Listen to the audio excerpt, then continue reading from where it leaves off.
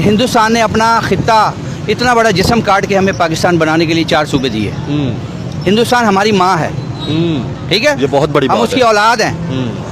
माँ से कोई लड़ाई करता है? अच्छा, उसके बाद 10 दिन मैंने वहाँ एंजॉय किया। तो क्या उधर आपको कोई मुश्किल देखने को मिली कि यार पाकिस्तानी आए? हाँ। यार मुझे सिख अंकल और सिख आंटी आई है, उन्होंने कहा है बेटा आप हमारे घर रहोगे। ओह अच्छा, लेकिन हमारे मीडिया में ये बता दिया जाता है हिंदू बड़ी नफरत करता है, Sikh no Sikh I love you. और अब आप बताइए, यहाँ पे हमारे एक ही नारा लगता है कि हिंदुस्तान के अंदर मुसलमानों पर जुल्म होगा। तो मुझे जुल्म हो रहा है? कोई जुल्म नहीं हो रहा, झूठ बोलते हैं सब, मेरे सगे मामू हैं। हम तो सुनते हैं मीडिया पर कि वहाँ पर मुसलमानों को तो उन्होंने, मैं कहती हूँ, तलवारों के साथ नीचे रखा हुआ है। क्या है ये, क्या है? सब गलत है, सब जो है ना फेक बातें। जब तक आप जाएंगे नहीं ना, जब तक आपको पता नहीं लगेगा। और यहाँ पे तो कॉन्सेप्ट पाया जाता है कि हिंदुस्तान में रहने वाले मुसलमानों को मस्जिद में जाके नमाज पढ़ने की इजाजत नहीं, और आप बता रहे हैं कि वहाँ पर हिंदू आपको कपड़े के टुकड़े दे रहे हैं कि आप इसे जाय नमाज के तौर पर इस्तेमाल कर सकते हैं। सुभान अल्लाह। बिल्कुल बिल्कुल ऐसा कुछ भी नहीं था। मैं आपको बताऊं, कहीं पे हमें बिल्कुल भी एक किस्म का ग्लिम्स तक नहीं आया कि दे हेट अस और समथिंग लाइक दैट।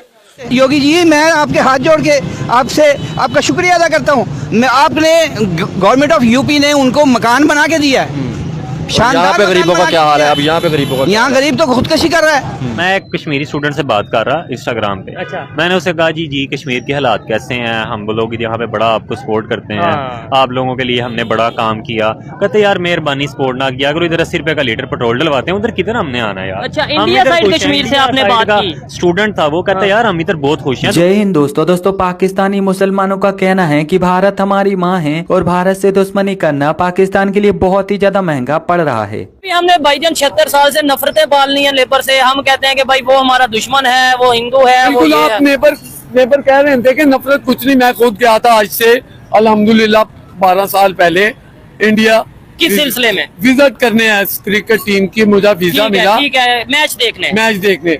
लिटरली मैंने वहाँ, मुझे 10 दिन का वीजा था, झूठ नहीं बोलूंगा। ठीक है, सिर्फ ज्यादा से ज्यादा मैंने 4 घंटे का मैच देखा। अच्छा। उसके बाद 10 दिन मैंने वहाँ एंजॉय किया। तो क्या उधर आपको कोई मुश्किल देखने को मिली कि यार पाकिस्तानी आए? हाँ। यार मुझे सिख अंकल और सिख आंटी आई है, उन्होंने कहा है बेटा आप हमारे घर रहोगे। ओह अच्छा, जितने आप होटल में जाओगे। मेरा जो वहाँ पे कंसल्टेंट था मेरा, हाँ, जिसके थ्रू आप गए थे। यस, उसने मैंने उससे पूछा यार मैं क्या करूँ डिसाइड। हाँ। मेरे लिए कहता आप जो मर्जी डिसाइड करें, आपको कोई प्रॉब्लम नहीं। मैं कहा वेल एंड गुड, तो फिर मैं अपनी माँ के साथ जाऊंगा। हाँ, अच्छा, हिंदुस्तानी जबरदस्त, वो थी सिख फैमिली। ठीक है। और फिर मैंने उनको यही कहा मैं अपनी माँ के घर ही जाके जबरदस्त हो गया। और जब मैं उनके घर गया हूँ, लिटरली ऐसे लगा मैं अपनी माँ के घर आया हूँ। ऐसे ही है।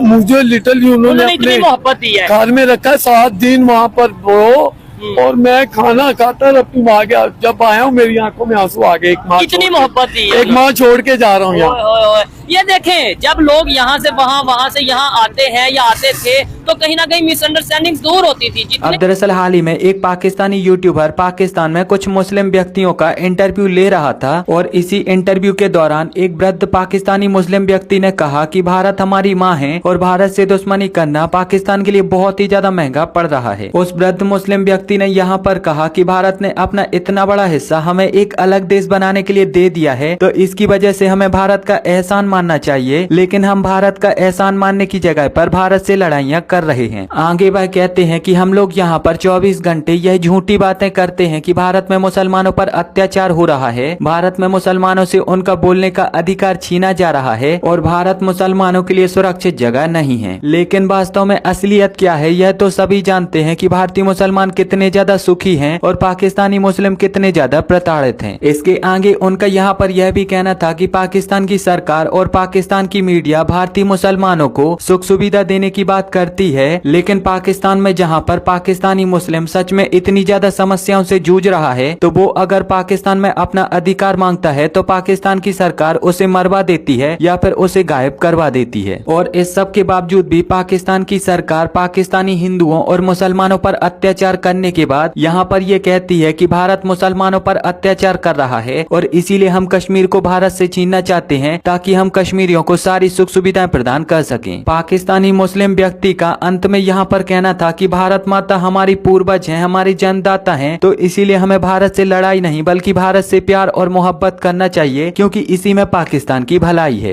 कि आज भी हमारे पार्लियामेंटों के अंदर ये नारे लगाए जाते हैं कि मोदी का जो यार है वो गद्दार है, यानी कि एक मतलब नेगेटिव मैसेज जाता है। उसके बाद अगर बात की जाए, हमारा आज मतलब 23 मार्च था, ठीक है, रिपब्लिक डे था, तो सर आज भी हमने कोई मेड इन पाकिस्तान नहीं बनाया, कोई हमारे मुल्क के अंदर आया नहीं, तो क्या कहना चाहेंगे सर इसके ऊपर कि जब तक रिलेशन बेहतर नहीं हुए क्या तरक्की हो सकती है हमारी? सर देखें, बात यह है ईमानदारी की बात करनी चाहिए। ईमानदारी की बात बिल्कुल। पाकिस्तान हिंदुस्तान ने अपना खित्ता इतना बड़ा जिस्म काट के हमें पाकिस्तान बनाने के लिए 4 सूबे दिए। हिंदुस्तान हमारी माँ है, ठीक है, ये बहुत बड़ी बात हम उसकी है। औलाद हैं। माँ से कोई लड़ाई करता है? ये पता है कर सकता लड़ाई? नहीं कर सकता। माँ से कोई लड़ाई नहीं कर सकता। अब हमारे आधे से ज़्यादा रिश्तेदार इंडिया में है। हमारे वहाँ रिश्तेदार पता नहीं कितने मर गए, मेरे अजीज मर गए, हम जनाजे में नहीं जा सकते। अब आपने एक बात बतानी, आपका हिंदुस्तान में विजिट हुआ है सर? मैं बहुत विजिट की है, मैंने कुछ। अब आप बताइए, यहाँ पे हमारे एक ही नारा लगता है कि हिंदुस्तान के अंदर मुसलमानों पर जुल्म होगा। क्यों जुल्म हो रहा है? कोई जुल्म नहीं हो रहा, झूठ बोलते हैं सब। मेरे सगे मामू हैं, वो गरीब हैं, वहाँ मेरठ के अंदर मेरठ सिटी के अंदर वो गरीब हैं। हम जब जाते थे उनके घर तो बगैर छत के हम वहाँ रहते थे। अब मुझे पता चला कि वहाँ यूपी गवर्नमेंट ने, वो क्या नाम है सीएम का यार, वो जो पंडित है, योगी साहब। यार योगी जी, मैं आपके हाथ जोड़ के आपसे आपका शुक्रिया अदा करता हूँ। मैं आपने गवर्नमेंट ऑफ यूपी ने उनको मकान बना के दिया है। शानदार। यहाँ पे गरीबों का क्या हाल है? अब यहाँ पे गरीबों का, यहाँ गरीब तो खुदकशी कर रहा है, खुद ऐशी कर रहे हैं ये सारे। चीमा साहब, मैं पहले जिंदगी के अंदर I'm a very practical person। मैं ज्यादातर जब ट्रैवल करता था इंटरनेशनल, मुझे एयरपोर्ट से पता चल जाता था इस मुल्क की इकॉनमी का क्या, लोगों के कपड़ों से, लोगों के चेहरों से, लोगों के सूट केसेस से पता चल जाता है इस कंट्री की इकॉनमी क्या है। बिजनेस लॉन्च से अंदाजा हो जाता है कि कंट्री की इकॉनमी क्या है। मैंने डिप्रेशन देखा है इस वक्त अमेरिका के अंदर, और वाकई ही मैं जब आया हूं, मैं कल से खबरें पढ़ रहा हूं, मेसीज अपने स्टोर बंद कर रहा है, वॉलमार्ट अपने स्टोर बंद कर रहा है। फेक लोगों को बता देते हैं कि जी इन्फ्लेशन नहीं है, लोग इन्फ्लेशन से बेरोजगारी, हालात खराब है इस कंट्री के, ना किसी को, और सिर्फ पैसा जंगों के लिए देते हैं क्योंकि उसमें से किकबैक्स लेते हैं। अमेरिकन मिलिट्री इंडस्ट्रियल कॉम्प्लेक्स जो है वो लूट रहा है इस मुल्क को, सिर्फ इस पे पैसा जा रहा है। इस मुल्क के अंदर एक सड़क सीधी नहीं, एक सड़क नहीं बना सके पिछले 25 सालों में। यूपी के अंदर 6 नए एयरपोर्ट बन रहे हैं। आप मुझे अमेरिका में बताएं कितने एयरपोर्ट बन रहे हैं?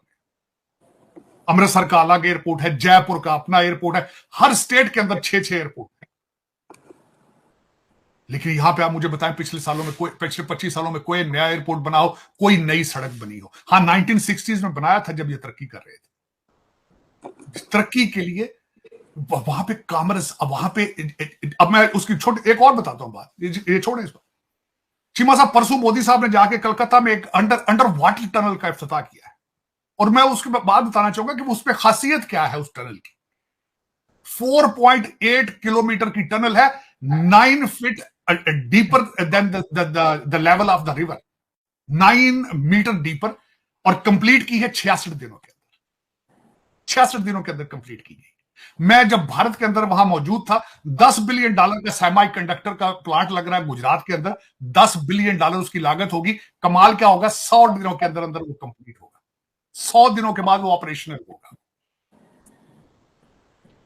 तो चीमा साहब, ये मुझे बिल्कुल, मैं इस बात पे